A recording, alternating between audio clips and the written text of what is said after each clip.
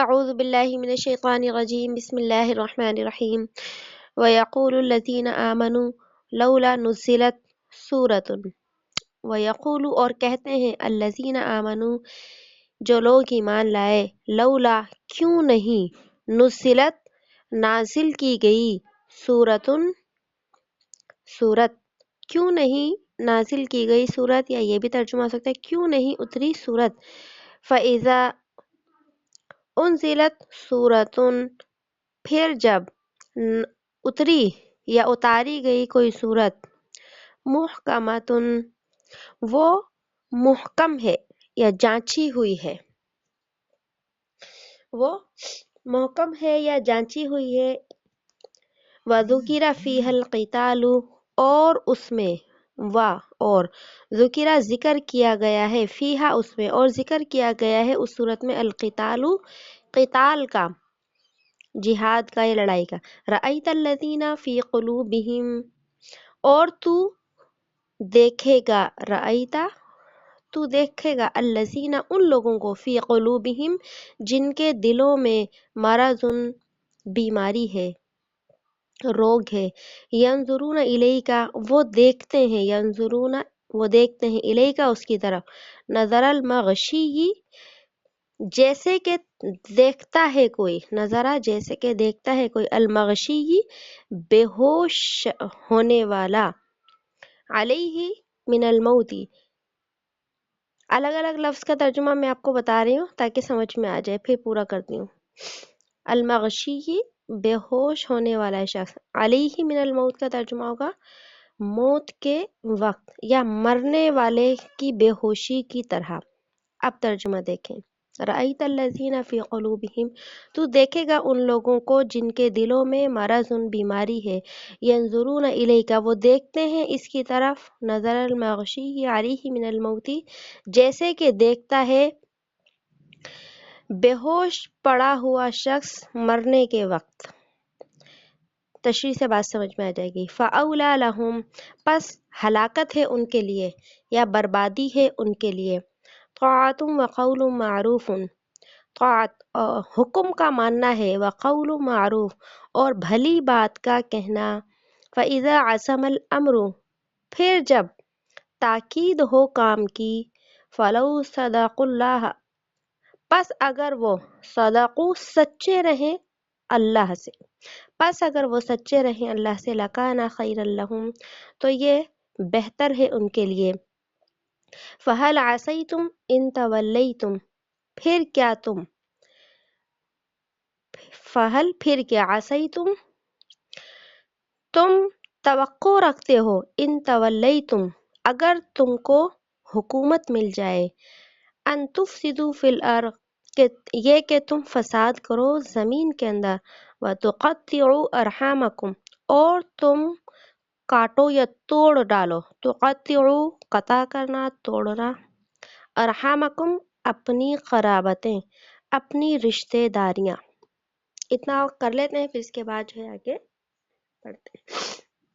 یہاں پر بھی جو ہے ایمان والوں کا تذکرہ ہے اور ساتھ میں جو ہے منافقین کا۔ پیچھے بھی ہم یہی پڑھتے آ رہے تھے کہ ایمان والے اور کافر یا منافقین ان کا انجام، اور یہاں پر بھی ان کی کچھ نشانیاں یا ان کی جو ہے کچھ خصلتیں یا عادات کا ذکر کیا گیا ہے کہ ایمان والوں کی کیا عادت ہے اور جو ہے منافقین کی کیا عادت ہے۔ جیسے کہ کل بھی ہم نے ایک عادت اور خصلت پڑھی تھی ایمان والوں کی منافقین کی، کہ جب یہ منافقین اور جو ہے ایمان والے یعنی مراد صحابہ کرام اللہ کے نبی کے دربار میں ہوتے تو ان کی کیا عادت تھی کہ صحابہ کرام تو پوری توجہ کے ساتھ جو ہے اللہ کے نبی کی محفل کے اندر بیٹھتے اور ساتھ میں جو ہے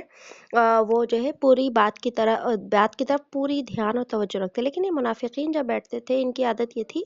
کہ ایسا لگتا تھا یہ بہت زیادہ اللہ کے نبی کے کا ادب کرنے والے ہیں اور بڑی محفل کے اندر جو ہے وہ توجہ کے ساتھ بیٹھتے ہیں، لیکن ان کی توجہ کہیں اور ہوتی تھی، اور جب وہ باہر نکلتے تو پھر صحابہ کرام سے پوچھتے تھے کہ کیا کہا انہوں نے، یعنی کہ جو تمہارے نبی ہیں انہوں نے کیا کہا تھا، ہمیں تو بات یعنی کہ ہمیں سمجھ نہیں آئی۔ تو یہ اس بات کی نشانی تھی کہ وہ یہ بتانا چاہتے تھے کہ نبی کی بات ہمارے لیے اس قابل اور لائق توجہ نہیں ہے۔ تو ان کی ایک عادت کل ہم نے پڑھی تھی، یہاں پر بھی ایک عادت کا ذکر ہے۔ سب سے پہلے اللہ پاک نے ایمان والے یعنی صحابہ کرام کی عادت کا جو ہے وہ ذکر کیا کہ جنہوں نے ایمان قبول کر لیا تو وہ صحابہ کرام ہمیشہ اس بات کی جو ہے وہ خواہش کرتے رہتے تھے کہ کوئی صورت نازل ہو، قرآن مجید کی کوئی آیت یا کوئی صورت یا کوئی حکم نازل ہو، یہ تمنا کرتے رہتے تھے کہ جتنا ہو چکا ہے اس سے زیادہ مزید قرآن مجید نازل ہو۔ اور قرآن مجید نازل ہونے کی تمنا و خواہش وہ یوں کرتے تھے کہ جب قرآن نازل ہوگا، اللہ کے نبی جو ہے وہ ہمیں قرآن کی وہ آیات سنائیں گے تو کیا ہوگا، ہمارا ایمان تازہ ہوگا اس سے۔ اور اسی طریقے سے ہو سکتا ہے کہ اللہ کی طرف سے کوئی حکم آ جائے، تو اگر اللہ کی طرف سے کوئی حکم آتا ہے تو ہم اس کام کو کریں گے تو اس کا ثواب جو ہے کیا ہوگا، ہمیں ملے گا۔ اس وجہ سے وہ جو ہے یہ خواہش کرتے رہتے تھے کہ کوئی نئی صورت قرآن کریم کی نازل ہو جائے۔ اور جو ہے اب جب کوئی صورت نازل ہو جاتی تو اگر اس صورت کے اندر کوئی حکم ہوتا تو صحابہ کرام اس کی وجہ سے جو ہے وہ کیا ہوتے، بہت خوش ہوتے۔ لیکن جو منافقین تھے، بات یہ ہے یہاں پر زیادہ تر منافقین کی، کیونکہ جو کافر تھے علل اعلان، جو کافر تھے جنہوں نے اسلام قبول ہی نہیں کیا تھا، تو ان کے بارے میں تو سب کو پتا تھا یہ کافر ہے۔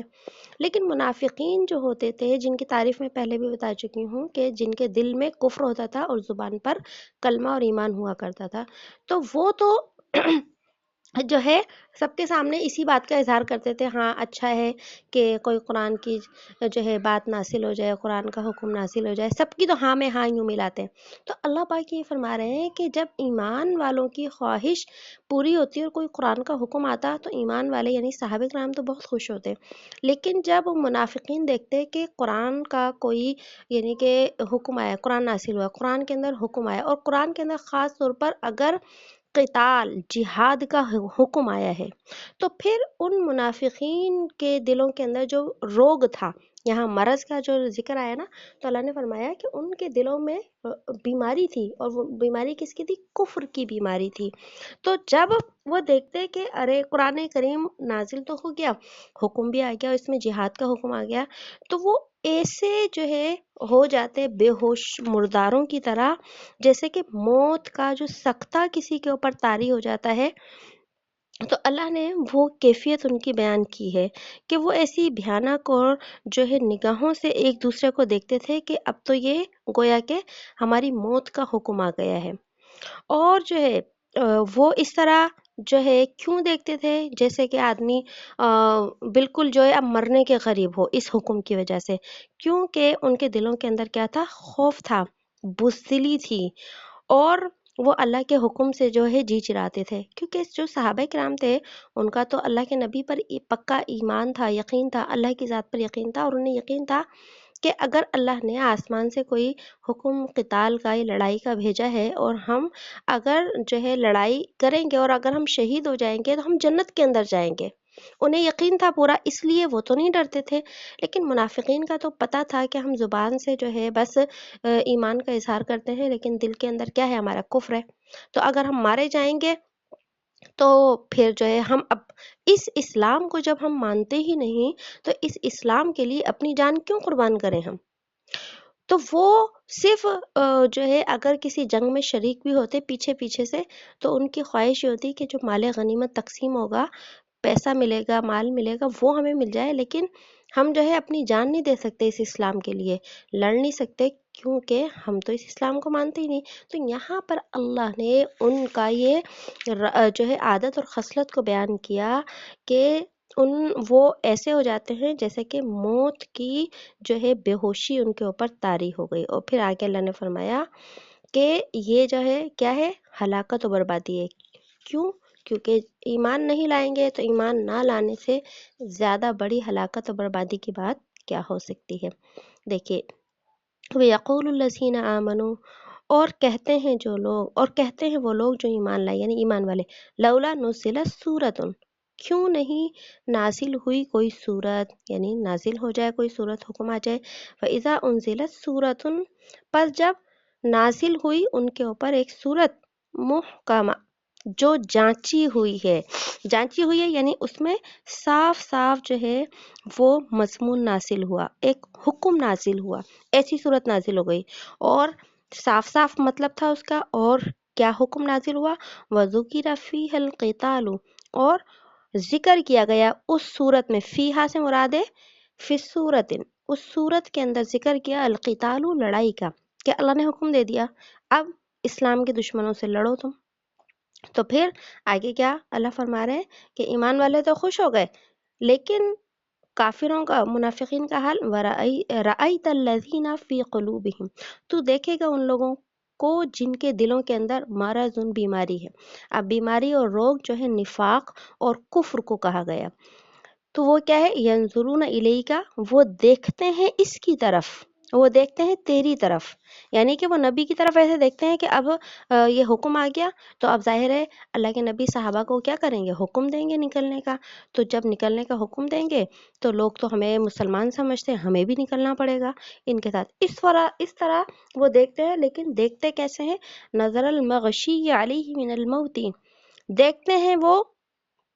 جیسے کہ کوئی شخص بے ہوش پڑا ہو مرنے کے وقت، کہ بالکل جان نکلنے کو ان کی ہو رہی ہوتی ہے، وہ اس نظروں سے نبی کی طرف دیکھتے ہیں کہ کہیں ہمیں تو جانے کا آرڈر نہیں مل جائے گا، کہیں ہمیں جانے کا جو ہے حکم نہ دے دیا جائے۔ تو اللہ نے فرمایا وَأَوْلَى لَهُمْ، پس ہلاکت ہے ان کے لیے یا بربادی ہے ان کے لیے، ان کے اس کفر کے پیچھے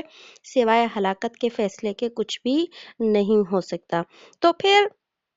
اب ہلاکت اور بربادی کیسے ہوگی، اللہ کا یہ فیصلہ ہے قرآن کے اندر، تو پھر کیا یا تو یہ دنیا کے اندر ہی کسی جو ہے وہ عذاب کے اندر گرفتار ہو جائیں گے، ورنہ موت کے بعد تو کیا ہے، لازمی سی بات ہے یقیناً اگر انہوں نے ایمان قبول نہیں کیا اور ایسے ہی نفاق کی حالت میں مر گئے تو دائمی جہنم کیا ہوگی، ان کا ٹھکانہ ہوگی۔ آگے اللہ پاک نے فرمایا طاعت وقول معروف، اور حکم ماننا ہے اور بھلی بات کہنا ہے۔ تو اب یہاں پر ایک اور بات کا ذکر کیا جا رہا ہے کہ جب یہ لوگ جو ہے نا اللہ کے نبی کے دربار میں بیٹھتے تھے تو بڑی جو ہے نا خوشامد کیا کرتے تھے، جیسے ہوتا نا بس خوش آمدی لوگ کے بس منہ کے اوپر جو ہے ایسی تعریفیں کرتے ہیں، اور جی حضوری جسے ہم کہتے ہیں نا، جی حضوری کرتے ہیں، اور دل کے اندر تو ہوتا ہے کہ بات تو ہم نے ماننا نہیں ہے، بس باتوں سے جو ہے اگلے بندے کو کیا کریں، خوش کر دیں۔ تو یہی مثال، یہی جو عادت تھی نا ان منافقین کی تھی کہ اللہ کے نبی کی جو ہے نا ایک طرح سے کیا کرتے، دربار میں بیٹھ کے جی حضوری کرتے، خوشامد کرتے، اور بہت اپنے آپ کو با ادب ظاہر کرتے۔ تو اللہ فرما رہے ہیں کہ میں ان کی اس اطاعت اور یہ جو ان کی بات چیت اور یہ جو ان کی خوشامد ہے، میں ان کو جانتا ہوں، سب جانتا ہوں، اور کیسے لوگ بھی جان لیں گے، کس طریقے سے کہ جب سارا فَإِذَا عَزَمَ الْأَمْرُ، پس جب تاکید ہو کام کی، مطلب یہ کہ جب جہاد کا حکم آ گیا اور جو ہے جہاد میں جانے کے لیے صحابہ کرام تیار ہو گئے، لڑنے کے لیے جو ہے وہ کیا ہو گئے، تیار ہو گئے، تو پھر ان کا دیکھا جائے گا ان کی اطاعت کتنی ہے۔ یہ جو اللہ کے نبی کے سامنے اپنے آپ کو اتنا جو ہے باادب ظاہر کرتے ہیں، تو اب پتہ چل جائے گا کہ یہ کتنے حقیقت میں اللہ کے نبی کے اطاعت گزار ہیں۔ اور آگے اللہ فرما رہے ہیں فَلَوْ صَدَقُوا، اور آگے اللہ نے فرمایا کہ ہاں اگر یہ اپنے دعوے کے اندر اللہ سے سچے رہتے، کہ کیونکہ یہ تو دعویٰ کرتے تھے نا کہ ہم اللہ کو بھی مانتے ہیں، سب کے سامنے، صحابہ کے سامنے ظاہر کرتے تھے کہ ہم تو تمہاری طرح مسلمان ہیں، بالکل ہم نے تو اللہ کو بھی مان لیا ہے تمہاری طرح، اور نبی کو بھی مان لیا ہے۔ تو اللہ فرما رہے ہیں کہ اگر یہ اپنے دعوے میں اللہ کے سامنے سچے رہتے تو پھر جو ہے اللہ نے جتنے حکم ان کو دیے تھے، تو جس طرح صحابہ کرام ان احکام کے اوپر عمل کرتے تھے، تو اسی طرح یہ منافقین بھی اس کے اوپر عمل کرتے، اور اگر یہ اللہ سے سچے ہوتے تو جس طرح صحابہ کرام اللہ کے نبی کے حکم پر جہاد کے لیے نکل جاتے تھے، تو یہ بھی کیا ہو جاتے، جہاد کے لیے نکل جاتے۔ اگر یہ ایسا کرتے تو یہی ان کے لیے کیا تھا، بہتر تھا کہ جو زبان سے کہتے وہی اپنے عمل سے ثابت کر دیتے، لیکن یہ کیوں نہیں کرتے تھے؟ کیونکہ ان کے دلوں کے اندر کفر تھا، لہٰذا یہ زبان سے تو اللہ کے نبی کے سامنے کچھ اور کہتے تھے، لیکن اپنے عمل سے جو ہے وہ کچھ اور ثابت کرتے تھے۔ تو اس آیت کے اندر یہاں یہی ذکر ہے، طاعت کے حکم کا ماننا۔ حکم کا ماننے سے مطلب یہ کہ اللہ کے نبی کے سامنے بڑی اطاعت گزاری کی باتیں کرتے تھے۔ ہوتے نا بعض لوگ جیسے ہم تو بس آپ کے لیے جان قربان کر دیں گے، کرنا کرانا کچھ نہیں ہوتا، بس جو ہے وہ دعوے ہوتے ہیں بس ان کے، یہی کیفیت ان کی تھی۔ اور آگے فرمایا وقول معروف، اور بھلی بات کہنا۔ بھلی بات کہنا یعنی وہی خوش آمدیں کرنا۔ پھر آگے اللہ نے فرمایا فَإِذَا عَزَمَ الْأَمْرُ، پس جب تاکید ہو کام کی، یعنی کام تیار ہو جائے کہ اللہ کے نبی حکم دے دیں چلو فلاں جگہ جو ہے وہ دشمنوں سے جو ہے جنگ کرنی ہے، تو پھر ان کا جو ہے وہ حقیقت کھل کر سامنے آتی ہے۔ فَلَوْ صَدَقُ اللَّهِ، پس اگر وہ سچے رہتے اللہ سے، کہ جو اللہ سے وہ کہتے تھے کہ ہم جو ہے ایمان لے آئے، لَكَانَ خَيْرًا لَهُمْ، تو یہی بہتر ہوتا ان کے لیے کہ حقیقت میں وہ ایمان لے آتے، لیکن وہ تو منافق تھے۔ آگے فرمایا فَهَلْ عَسَيْتُمْ، پھر تم یہ توقع کرتے ہو، پھر تم کیا کرتے ہو، یہ توقع کرتے ہو، ان تولیتم، کہ اگر تم کو جو ہے وہ حکومت مل جائے۔ تو یہاں پر بھی ان کا ہی ذکر ہے، ان منافقین کا، کہ یہ کیا کرتے تھے، ایمان تو تھا نہیں ان کے پاس، اور اطاعت جو ہے وہ کرتے نہیں تھے، لیکن ان کی خواہشات کیا کیا تھیں؟ خواہشات یہی تھیں کہ ہمیں جو ہے کیا مل جائے، حکومت مل جائے، عہدے مل جائیں، اور جو ہے ہم کیا کریں، راج کریں بیٹھ کر۔ تو یہاں پر اللہ پاک نے ان کی ان خواہشات کو جو ہے وہ کیا کیا ہے، بیان کیا ہے۔ آگے جو ہے اس آیت کا مطلب یہ بھی ہے کہ اللہ پاک یہ فرما رہے ہیں کہ اگر تم نے اللہ کے احکام سے روگردانی کی، کون ہو، اس میں منافقین بھی آ گئے اور اس میں ایمان والے بھی آ گئے، کہ جب اللہ نے ایک حکم بھیج دیا، مثلا اللہ نے نماز کا حکم بھیج دیا مثال کے طور پر، تو اس سے کوئی روگردانی کرے، یعنی کہ اس سے پیٹ پھیر لے، اللہ نے روزے کا حکم دیا اس سے پیٹ پھیر لے، وہ اس عمل کو کرتا ہی نہیں، تو ظاہر سی بات ہے یہ انسان جہالت کے اندر پڑ جائے گا، کہ علم تو ہمیں یہ بتاتا ہے کہ نماز فرض ہے، علم تو ہمیں یہ بتاتا ہے کہ روزے فرض ہیں، علم تو ہمیں یہ بتاتا ہے کہ زکوٰۃ فرض ہے، لیکن اگر کوئی شخص ان کو نہیں کرتا تو مطلب کیا ہے کہ وہ جاہل ہے۔ جاہل سے مراد ہے ناواقف ہے اس چیز سے۔ تو یہاں پر اللہ پاک خاص طور پر جہاد کا جو حکم ہے قتال کا، اس کے متعلق فرما رہے ہیں کہ میں نے تو اس کا حکم دے دیا، لیکن اگر کوئی تم میں سے اس چیز کو نہیں مانے گا، مراد ہے کہ اس کو نہیں کرے گا، اللہ کے اس حکم کو پورا نہیں کرے گا، تو پھر کیا ہوگا کہ تم جاہلیت کے طریقے کے اوپر کیا ہوگا، چل پڑو گے۔ کیسے؟ ابھی آگے مثال آئے گی۔ اور جب تم جاہلیت کے طریقوں پہ پڑ جاؤ گے تو اس کا لازمی نتیجہ یہ نکلے گا کہ زمین کے اندر کیا پھیلے گا، فساد پھیلے گا، اور فساد پھیل کر جو ہے تمہاری رشتہ داریاں جو ہیں آپس میں کیا ہوں گی، ٹوٹ جائیں گی۔ اب یہاں پر اللہ نے جو فرمایا نا کہ فساد پھیلے گا اور تم جاہلیت کے طریقے کے اوپر پڑ جاؤ گے، تو مطلب کیا ہے کہ دیکھیں جب تک زمانہ جاہلیت تھا، زمانہ جاہلیت کسے کہتے ہیں، ہمارے نبی صلی اللہ علیہ وسلم کی بعثت سے پہلے اور نبوت سے پہلے، ٹھیک ہے، نبوت سے پہلے کا جتنا وقت اور زمانہ کہلاتا ہے وہ زمانہ جاہلیت کہلاتا ہے، اور نبوت کے بعد کا جو زمانہ ہے وہ زمانہ نبوت کہلاتا ہے، کیونکہ جب نبوت ملی تو علم آسمان سے علم جو ہے وہ نازل ہونا شروع ہو گیا قرآن کی شکل میں، تو لہٰذا قرآن کے نزول سے پہلے کا زمانہ زمانہ جاہلیت کہلاتا ہے۔ تو اس زمانہ جاہلیت کے اندر کیا تھا، عربوں کے اندر جو قبائل تھے تو وہ کیا تھے، ایک دوسرے پر لڑائی کرتے، قتل و غارت کری کرتے، اور جو ہے اپنی اولاد کو، خاص کر اپنی بیٹیوں کو جو ہے وہ کیا کر دیتے تھے، زندہ درگور کر دیتے تھے اور زمین میں گاڑ دیتے تھے۔ حتیٰ کیا آتا ہے کہ مکہ کے اندر جیسے ہم نے پہلے ہی پڑھا تھا کہ کوئی عورت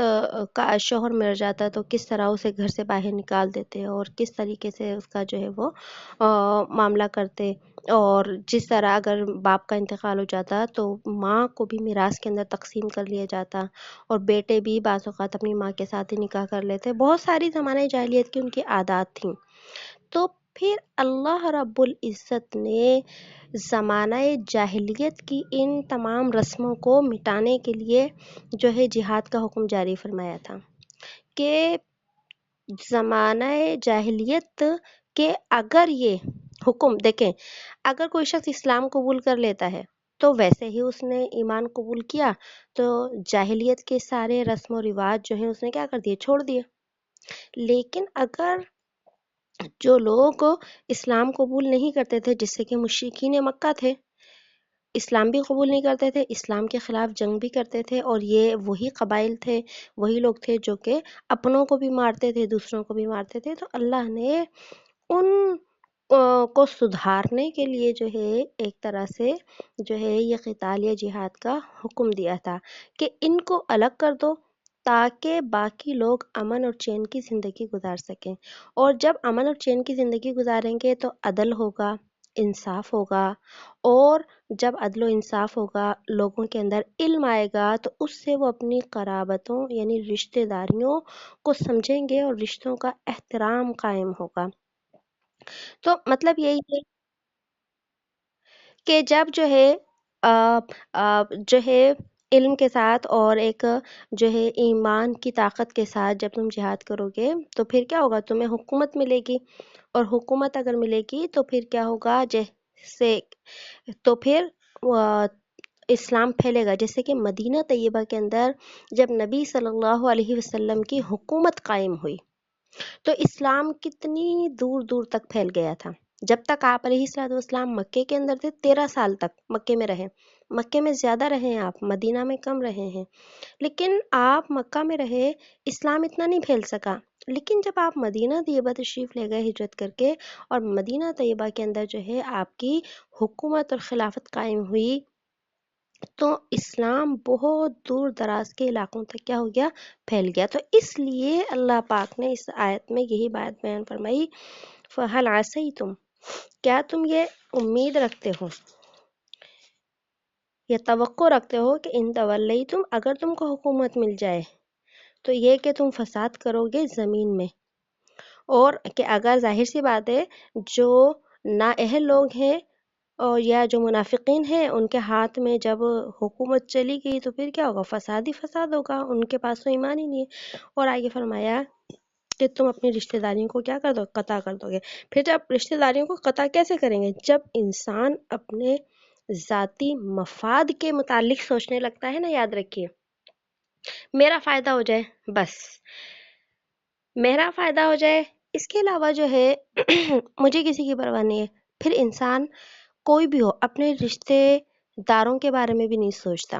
چاہے وہ کتنے بھی قریبی رشتے دار کیوں نہ ہو. حتیٰ کہ جب انسان مفاد پرست ہو جاتا ہے نا،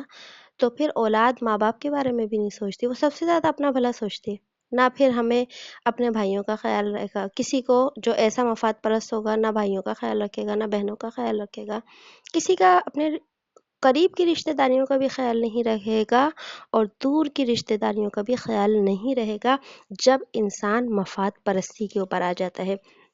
تو اس لیے اللہ پاک نے فرمایا کہ جب اللہ کی زمین کے اوپر اسلام کا نظام نافذ ہوگا تو اسلام تو تمہیں یہ حکم دیتا ہے کہ عدل و انصاف کرو. عدل و انصاف اپنوں سے بھی کرو، پرایوں سے بھی کرو، سب سے کرو. تو جب عدل و انصاف جب تم پرائے لوگوں سے کرو گے تو اپنی رشتہ داروں سے تو عدل و انصاف پہلے کرو گے. اس لیے اللہ نے فرمایا کہ جو ہے اس جہاد کا ایک نتیجہ یہ ہوتا ہے کہ زمین کے اندر امن پھیلتا ہے اور رشتے اور قرابت داریاں جو ہیں وہ کیا ہوتی ہیں، جڑتی ہیں. اب دیکھیے یہاں پر صلہ رحمی کیا ہے. اللہ پاک نے رشتہ داری کے لیے جو ہے ایک لفظ یہاں پر بیان فرمایا ہے، اور وہ کیا ہے، ارحامک، کہ تم تقطعوا کا معنی تو کاٹنا ہے، لیکن ارحام کے بارے میں پڑھیں. ارحام قرابتیں، رشتہ داریاں. اب اللہ نے انسان کے جو ہے نا اصل یہ رحم سے نکلا ہے. رحم انسانی جسم میں وہ مقام ہوتا ہے جس جگہ پر اللہ پاک انسان کی جو ہے وہ کیا کرتے ہیں، تخلیق فرماتے ہیں. بچے کی جو تخلیق اللہ پاک فرماتے ہیں وہ کہاں، رحم کے اندر فرماتے ہیں. تو ساری رشتہ داریاں جو ہے نا اس کا مرکز جسم کا یہ حصہ ہوتا ہے، یوں سمجھ لیں. اس لیے عام طور پر عربی زبان کے اندر رشتہ داری اور قرابتوں کے لیے جو ہے وہ ارحام کا لفظ آتا ہے. ہم اپنی اردو کے اعتبار سے سمجھ لیں رشتہ داریاں. اسلام کے اندر یاد رکھیے رشتہ داری اور قرابت، رشتہ داری کے حقوق پورا کرنے کی بہت زیادہ تاکید آئی ہے. ایک تو رشتہ داریوں کا پتہ ہونا، ان کے حقوق کا پتہ ہونا، اور پھر جو ہے ان کے ساتھ صلہ رحمی کرنا.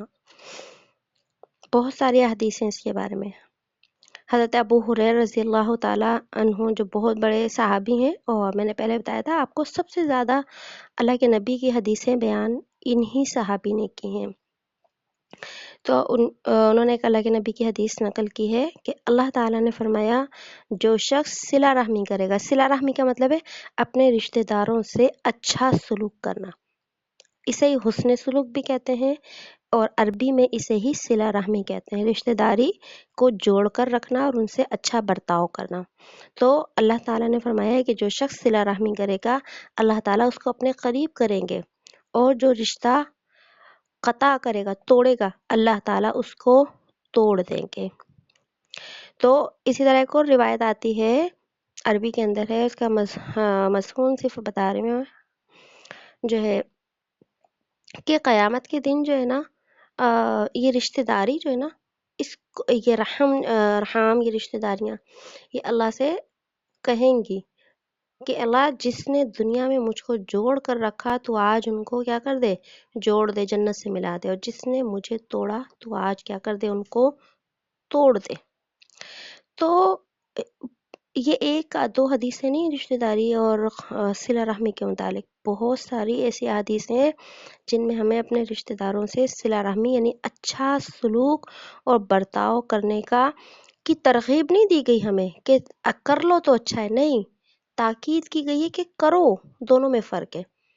کر لو تو اچھا ہے یعنی مرضی ہے تمہاری، کرو یا نہ کرو، اور دوسرا ہے کرو یعنی آرڈر ہے، اس کے اندر صرف کرنا ہے، دوسرا آپشن نہیں ہے تمہارے پاس کوئی بھی. تو یہ صورت ہے کہ اللہ نے رشتہ داروں سے حسن سلوک کرنے کا حکم دیا ہے. تو اسے پتہ چلا کہ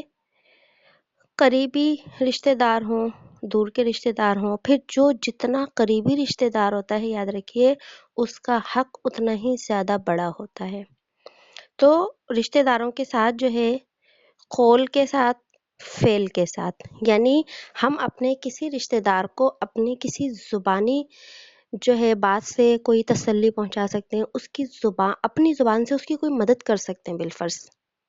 ٹھیک ہے نا، کہ اس ہماری کسی فون کرنے سے، ہماری کسی بات کے کرنے سے جو ہے اس کا کوئی کام نکل جاتا ہے، تو یہ بھی رشتہ داروں سے صلہ رحمی کرنے کے اندر آتا ہے.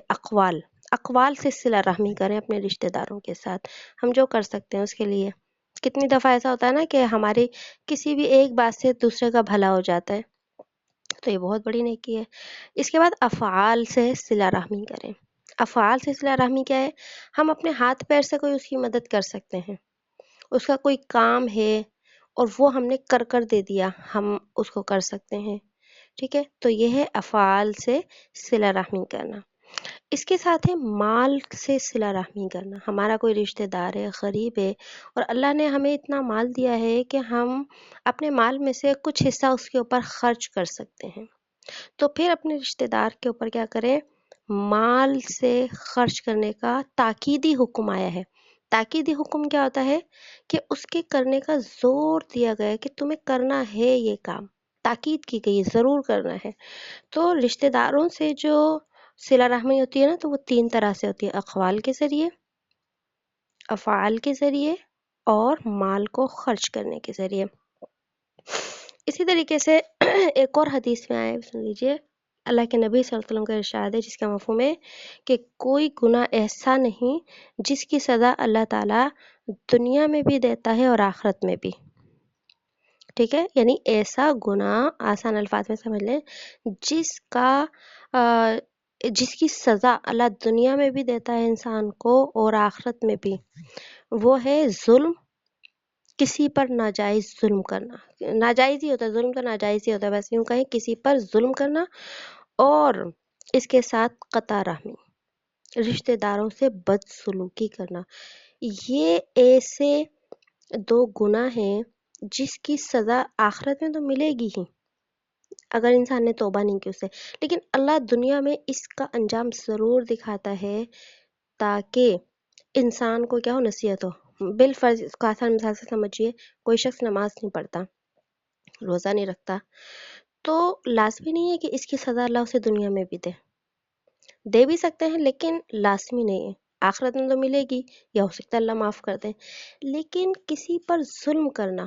اور اپنے رشتہ داروں سے بدسلوکی کرنا، یہ ایسا گناہ ہے جس کا ایک حصہ سزا اللہ دنیا میں جو ہے وہ ضرور بضرور دیتے ہیں. تو اسی قطع رحمی کے اندر یا بدسلوکی کے اندر ماں باپ سے بھی آ گئی، بہن بھائیوں سے بھی آ گئی، رشتہ داروں سے بھی آ گئی، سب سے آ گئی. اسی طرح تیسری حدیث سنیے. حضرت ثوبان رضی اللہ تعالیٰ عنہ ایک صحابی رسول ہیں. انہوں نے حدیث بیان کی اللہ کے نبی کی کہ آپ صلی اللہ علیہ وسلم نے ارشاد فرمایا کہ جو شخص یہ چاہتا ہو کہ اس کی عمر زیادہ ہو جائے، ٹھیک ہے، اس کی عمر زیادہ ہو جائے اور اس کے رزق میں برکت ہو، تو اس کو چاہیے کہ وہ رشتہ داروں سے حسن سلوک کا معاملہ کرے،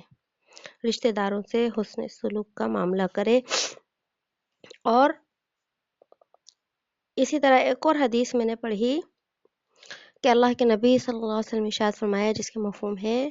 کہ کسی شخص کے مرنے کے اندر اگر 3 دن ہوتے ہیں تو اللہ بعض اوقات اس کی زندگی 30 سال تک بڑھا دیتے ہیں. ٹھیک ہے، اور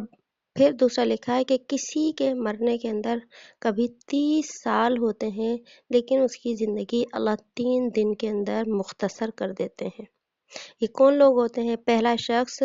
جس کی زندگی 3 دن کی باقی تھی اور اللہ نے اس کی زندگی 30 سال تک بڑھا دی. یہ وہ شخص ہے جو اپنے رشتہ داروں سے حسن سلوک کرتا ہوگا. اور جس نے کی جو 30 سال کی زندگی باقی تھی اور اللہ نے 3 دن کے اوپر منحصر کر دی، یہ وہ شخص ہے جو اپنے رشتہ داروں سے قطع تعلقی کرتا ہے یا بدسلوکی کرتا ہے ان کے ساتھ. تو اس کے بارے میں نے بتایا نا، کافی ساری احادیث ہیں کہ صلہ رحمی کے متعلق کہ صلہ رحمی جو کرتا ہے نا اس کو 10 انعامات ملتے ہیں. پھر انشاءاللہ کسی بیان کے موقع پہ آپ کو بتاؤں گی وہ تفصیل سے. تو ابھی تو یہاں پر یہ بات ارحام کے اندر آ گئی تھی، اس لیے میں نے آپ کو بتا دی. اچھا، اب رشتہ داری کے اندر کیا ہمیں برابری کا خیال رکھنا چاہیے کہ ایک رشتہ دار ہمارے ساتھ بدسلوکی کرتا ہے پھر ہم ہی اس کے ساتھ حسن سلوک کرتے چلے جائیں؟ بہت سے لوگ اس بات کا سوال کرتے ہیں، اور یہ سوال ذہن میں آتا بھی. ایک رشتہ دار ہے، وہ ہمارے ساتھ زیادتی کرتا رہتا ہے، ہمیں برا بھلا کہتا رہتا ہے، ہم پھر بھی اس کا نہیں کرتے، اس کو نہیں ستاتے، اس کو بلا وجہ جو ہے کوئی الزام نہیں لگاتے، لیکن اس کا تو کام ہی یہی ہے. تو کیا ایسے رشتہ دار سے بھی حسن سلوک کیا جائے؟ اور ایسے رشتہ دار سے حسن سلوک کیسے کیا جائے؟ کیا کرنا چاہیے؟ تو احادیث صحیحہ کے اندر، ٹھیک ہے، احادیث صحیحہ میں یہ بھی آیا ہے. ویسے تو احادیث ہے لیکن چونکہ ہم احادیث کا مضمون نہیں پڑھ رہے نا، اس لیے باقی ساری احادیث نہیں بتائی جا رہی، کیونکہ حدیثیں جب ہم پڑھتے ہیں تو پھر ساری ہم حدیثیں پڑھتے ہیں، اس میں پورا ایک ٹاپک ہوتا ہے، پھر اس کے متعلق حدیث آتی ہیں. کہ ان احادیث کا جو مضمون ہے نا وہ میں آپ کو بتا رہی ہوں کہ رشتہ داری کے معاملے کے اندر دوسری طرف سے برابری کا خیال نہیں کرنا چاہیے کہ اگر دوسرا میرے ساتھ اچھا کرے گا تو میں بھی اچھا کروں گا، یہ مطلب ہے برابری کا. اس کا خیال نہیں رکھنا چاہیے. اگر دوسرا بھائی ہم سے ناروا سلوک کرتا ہے یا قطع تعلقی کرتا ہے تو بھی ہمیں حسن سلوک کا اس سے معاملہ کرنا چاہیے. صحیح بخاری شریف، آپ کو یہ میری بات سمجھ میں آ گئی جو میں آپ کو بتا رہی ہوں؟ یا دوبارہ میں بتاؤں اس کو؟ کوئی ٹھیک ہے، ٹھیک، چلے یہ اچھا یہ جو بات میں نے بتائی ہے نا کہ برابری کا برابری کا ہمیں خیال نہیں کرنا ہے. بد سلوکی کے اندر اگر وہ ہم سے بد سلوکی کر رہا ہے تو ہم نے برابری کا خیال نہیں کرنا، بلکہ ہم نے اس سے حسن سلوک سے پیش آنا ہے. بخاری شریف کی حدیث میں آپ کو بتا دیتی ہوں. اللہ کے نبی نے فرمایا لیس الواصل بالمکافی ولکن الواصل الذی اذا قطعت رحمہ وصلہ. عربی کی حدیث میں نے آپ کو پڑھ کے بتائی ہے کہ اللہ کے نبی نے فرمایا کہ صلہ رحمی کرنے والا شخص وہ نہیں ہے جو صرف برابری کا بدلہ دے، بلکہ صلہ رحمی کرنے والا وہ ہے جب دوسری طرف سے تعلق توڑا جائے تو یہ جوڑے، یہ تعلق کو جوڑے. تو پتہ چلا کہ ایک رشتہ دار ہم سے اچھا برتاؤ کر رہا ہے، ہم اس سے اچھا برتاؤ کر رہے ہیں، تو یہ صلہ رحمی نہیں ہے، یہ تو ایک ہم رشتہ داری نبھا رہے ہیں. صلہ رحمی یہ ہوتی ہے، صلہ رحمی کا مطلب ہے رشتہ داری آگے بڑھ کر جوڑنا، ایک قدم خود آگے بڑھنا، ایک قدم خود آگے بڑھنا اور پہل کرنا، یہ صلہ رحمی کہلاتی ہے. وہ ہم سے نہیں جوڑتا، اس نے ہمیں دعوت نہیں دی اپنے گھر میں شادی کی، ٹھیک ہے نا. رشتہ داریاں جب وہ لڑائیاں ہوتی ہیں نا تو ایسا ہوتا ہے نا بھائی ہم کیوں شادی کی دعوت دیں، ہمارا تو تعلق ہی نہیں، اس نے نہیں دی، ہم شادی کی دعوت دیتے ہیں اس کو. ہمارے گھر کوئی مر گیا تھا، وہ تعزیت کے لیے نہیں آیا، ہم اس کے گھر تعزیت کے لیے چلے جائیں، یہ ہے صلہ رحمی کا مطلب. ہمارے گھر فلاں شخص ہم اتنے بیمار تھے وہ ہمیں دیکھنے نہیں آیا، اس کے گھر کوئی بیمار ہے یا وہ بیمار ہے تو ہم اس کو دیکھنے کے لیے چلے جائیں، ٹھیک ہے. تو میں نے بالکل شروع کے اندر بھی اس چیز کے بارے میں تھوڑا سا بتایا، پھر میں ریپیٹ کر دیتی ہوں کہ دیکھیں مسلمان کے مسلمان پر 5 حق ہیں، ٹھیک ہے نا. بہت سے لوگ یہ سوال کرتے ہیں کہ ہم اپنے رشتہ داروں سے صلہ رحمی کیسے کریں. ایسے رشتہ دار ہیں جن سے بہت سے دیکھیں ایسے رشتہ دار ہوتے ہیں کہ ان سے ہم آگے بڑھ کر ملتے بھی ہیں نا تو وہ جو ہے ہمیں اذیت ہی پہنچاتے ہیں، اور جو ہے ان کا کام یہی ہوتا ہے. تو آیا ایسے رشتہ داروں سے صلہ رحمی کیسے کی جائے؟ اب جن سے ہماری بنی ہوئی ہے تو دیکھیں ان سے تو ہماری بنی ہوئی ہے، ہر اچھے میں برے میں ہمارا تعلق ہے، جوڑے، ٹھیک ہے. لیکن جن سے ہماری نہیں بنی ہوئی ان سے ہمیں کیسا برتاؤ کرنا ہے کہ ہم ان سے کیسے صلہ رحمی کر سکتے ہیں. تو میں نے شروع کی کلاسز میں ایک حدیث آپ کو بتائی تھی، حق المسلم علی المسلم خمس، مسلمان کے مسلمان پر اللہ نے 5 حق بنائے ہیں. اگر ہم ان 5 حقوق کو ادا کر دیں تو انشاءاللہ ہم صلہ رحمی کرنے والوں میں سے ہو جائیں گے. کیا ہے کہ اگر وہ ہمیں سلام کرے تو ہم سلام کا جواب دے دیں، ٹھیک ہے. اگر دیکھیں اس میں کیا ہے، ہم سلام کر لیں، ہمیں کہیں مل جائے ہم سلام کر لیں، پہل کر لیں، سلام کر لیں. اگر وہ سلام کر رہا ہے تو ہم کیا کریں، اس کے سلام کا جواب دے دیں. نمبر 2 اجابت الدعوتی، دعوت کا قبول کرنا. اگر اس نے ہمیں کوئی دعوت دی تھی تو ہم اس کی دعوت کو قبول کر لیں، اور اگر اس نے ہمیں دعوت نہیں دی اپنی کسی خوشی کے موقع پر یا کسی بھی موقع پر، ہمارا موقع آیا تو ہم اس کو دعوت دے دیں، انوائٹ کر دیں. وہ آئے نہ آئے اس کی مرضی ہے، لیکن ہم تعلق کو بحال کرنے کے لیے آپ اس کو کیا کر دیں، دعوت دے دیں. اسی طرح وتشمیت العاطس، چھینک کا جواب دینا. اب یہ معاملہ ایسا ہے کہ چھینک کا جواب دینا اس کا ہم بہت زیادہ خیال نہیں رکھتے، لیکن ایک مسلمان کا حق اللہ رب العزت نے بیان کیا. اگر کسی کے سامنے کسی کو چھینک آئے وہ الحمدللہ کہتا ہے اور ہم اس کے الحمدللہ کو سن لیں تو پھر جو ہے ہمیں کیا کرنا ہوتا ہے، اس کا جواب دینا ہوتا ہے. یرحمک اللہ کہیں اگر مذکر ہے، اور مؤنث ہے عورت ہے یرحمک اللہ کہتے ہیں اس کو. ایک حق یہ رکھا ہے اللہ نے. اس کے ساتھ ساتھ وہ جو ہے ایک رکھا ہے وعیادت المریض، اگر وہ بیمار ہو جائے تو اس کی عیادت کر لو. اگر وہ تمہاری عیادت کرنے کے لیے نہیں آیا تو تم نے صلہ رحمی اس طرح کرنی ہے کہ تم اس کی عیادت کرنے کے لیے چلے جاؤ. گھر جا سکتے ہو گھر چلے جاؤ، گھر نہیں جا سکتے فون کر لو، جو اس کے لیے دعائیں دے دو اس کو. یہ صلہ رحمی ہماری طرف سے. ماما کھٹ کھٹ نہیں. اور 5ویں نمبر پہ فرمایا اتباع الجنائز، جنازے کے اگر وہ مر جائے یا اس کے گھر کوئی مر جائے تو ہم جو ہے تعزیت کے لیے چلے جائیں، گھر جا سکتے ہیں گھر چلے جائیں، نہیں جا سکتے فون پہ کر لیں، اگر وہ ہمارے کسی جو ہے دکھ اور تکلیف میں نہیں آیا، کسی میت میں نہیں آیا تو ہم اس کا بدلہ نہ اتاریں بلکہ کیا کریں، چلے جائیں۔ اس کے ساتھ ساتھ دیکھیے بعض اوقات جو ہے لوگ یہ بھی اس چیز کو پوچھتے بھی ہیں کہ اگر ہم اپنے رشتہ داروں سے جو ہے نا وہ اگر آگے بڑھ کر سلام کر لیتے ہیں تو وہ سلام کا جواب دینا نہیں پسند کرتے، یا ہم ہاتھ ملاتے ہیں تو وہ رخ موڑ لیتے ہیں، ایسے بھی لوگ ہوتے ہیں سخت دل۔ تو اگر ہم آگے بڑھ کر ایسا کرتے ہیں تو یاد رکھیے کہ ایسا کرنے میں ہم کبھی بھی چھوٹے نہیں ہوں گے، دنیا کی نظر میں بے شک چھوٹے ہو جائیں لیکن اللہ کی نظر میں نہیں ہوتے، اور میں سمجھتی ہوں دنیا کی نظر میں بھی انسان چھوٹا نہیں ہوتا، کیونکہ ایسا شخص بے شک قدر نہ کرے لیکن جو سامنے جو دوسرے ارد گرد دیکھنے والے لوگ ہوتے ہیں وہ یقیناً پہل کرنے والے کی ہی کیا کرتے ہیں، تعریف بھی کرتے ہیں اور اس کو ہی بڑا سمجھتے ہیں کہ اس نے پہل کی ہے، ٹھیک ہے۔ اور اللہ کی نظر میں وہ شخص بڑا کیسے ہوتا ہے، وہ بھی ایک حدیث میں آپ کو بتا دیتی ہوں، من رفع للہ رفعہ اللہ، جو اللہ کے لیے جھکتا ہے، چلو اردو ترجمہ بتا دیتی ہوں، جو اللہ کے لیے جھکتا ہے تو رفعہ اللہ، اللہ اس کو بلند کرتے ہیں۔ تو اللہ کے لیے جھکنا یہی ہے کہ ابھی اللہ نے حکم دیا رشتہ داروں سے صلہ رحمی کرنے کا، ہم نے تو اللہ کے حکم کو سمجھتے ہوئے سلام کے لیے پہل کر لی، ہاتھ بڑھا دیا، اس کو بلا لیا، اسے دعا سلام کرنے کی کوشش کی، ہم نے اللہ کے لیے کیا، تو اللہ کا وعدہ ہے یہ اس حدیث کے اندر رفعہ اللہ، کہ اللہ اس کو بلند کر دیں گے۔ بلند کیسے کریں گے؟ اب لوگوں کی نظروں میں بھی اس کی عزت ہوگی کہ دیکھو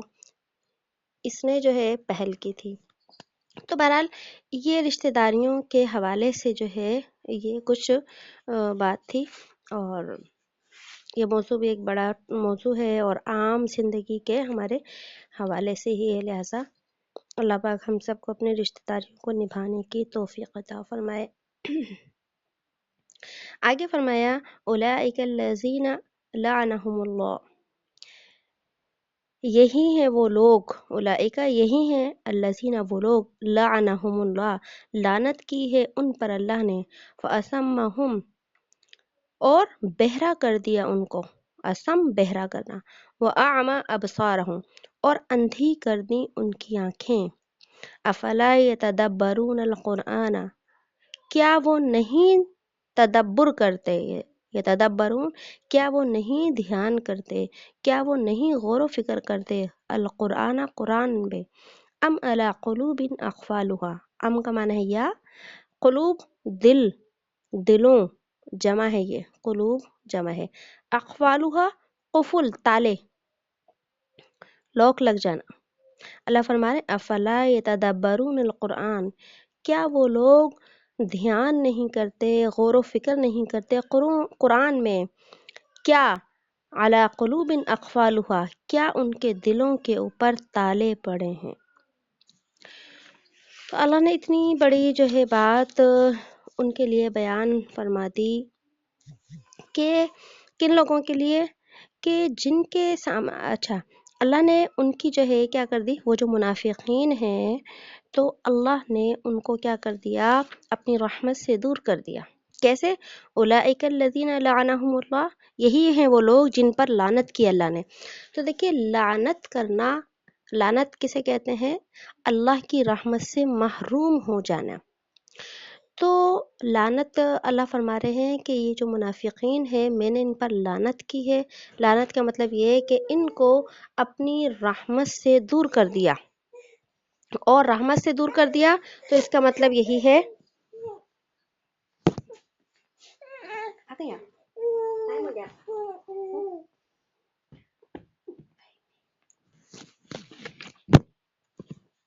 جی لعنت کا مطلب یہی ہے کہ اللہ نے جو ہے ان کو اپنی رحمت سے دور کر دیا، اور دور کرنے کی وجہ سے کیا ہوا کہ ان کو ایمان کی قبول کرنے کی توفیق ہی نہیں رہی۔ اور پھر اس کا جب ایمان قبول کرنے کی توفیق کی اللہ نے سلب کر لی، تو پھر آگے کیا فرمایا، فَأَصَمَّهُمْ، ان کو بہرا کر دیا۔ کیسا بہرا کر دیا کہ یہ منافقین نبی علیہ الصلوۃ والسلام کی محفل میں بیٹھتے، دربار میں بیٹھتے اور نبی صلی اللہ علیہ وسلم کی مبارک زبان سے قرآن سنتے تھے۔ آج دیکھیں ہم 1450 سال کے فاصلے پر ہیں نبوت سے، تو اللہ نے ہمیں اپنی رحمت سے توفیق عطا فرمائی کہ ہم قرآن کو اپنی زبانوں سے پڑھتے ہیں، پھر اللہ ہمیں یقین عطا فرماتے ہیں کہ قرآن میں جو کچھ لکھا ہے وہ کیا ہے، سب سچ ہے۔ لیکن وہ کیسے بدبخت تھے جو نبی کی محفل میں بیٹھتے تھے۔ کائنات میں نبی کی جو محفل ہے، بارگاہ ہے، اس سے مقدس کوئی مقام ہو سکتا ہے؟ اور نبی کی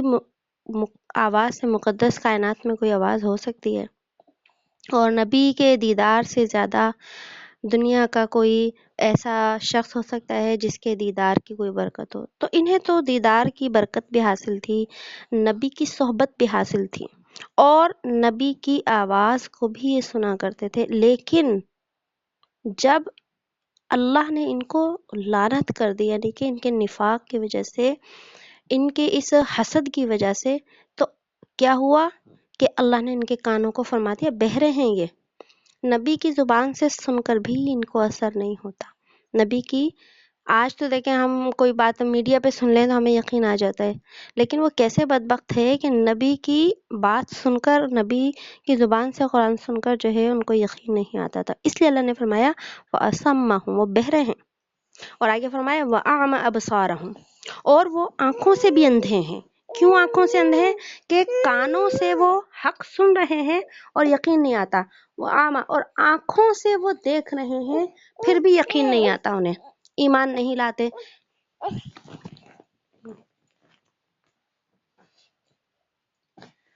تو اب آنکھوں سے وہ کیا دیکھتے تھے؟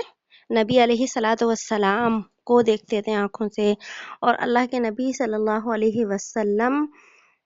جو معجزات دکھاتے تھے وہ معجزات بھی دیکھتے تھے، لیکن ان آنکھوں سے نبی کے منور چہرے کو دیکھ کر ایمان نہیں لا سکے، اور نبی کے معجزات کو دیکھ کر بھی وہ ایمان نہ لا سکے، اس لیے اللہ نے فرمایا وہ اندھے ہیں آنکھوں سے۔